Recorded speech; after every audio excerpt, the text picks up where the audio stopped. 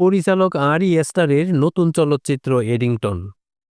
এ ছবির প্রিমিয়ার উপলক্ষে কান চলচ্চিত্র উৎসবের লাল গালিচায় দীর্ঘ ১৭ বছর পর আবারও দেখা গেল অ্যাঞ্জেলিনা জোলিকে। শুভ্র পোশাকে এ সময় তিনি ছিলেন সত্যিকার অর্থেই নজরকাড়া। এবার উৎসবের ৭৮তম এই আসরের মূল প্রতিযোগিতা বিভাগের ছবি এডিংটন।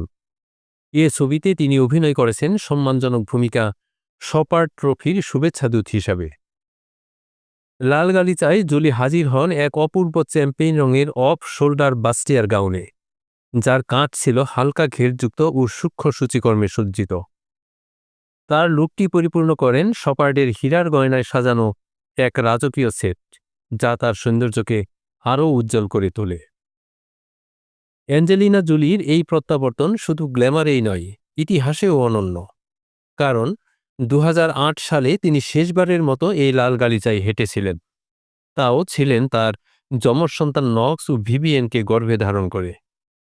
তখন তার পাশে ছিলেন তার স্বামী ব্র্যাড পিট, আর পরেছিলেন ফরাসি ব্র্যাড জারার ডিজাইন করা একটি পিস্তাচিউ সবুজ গাউন।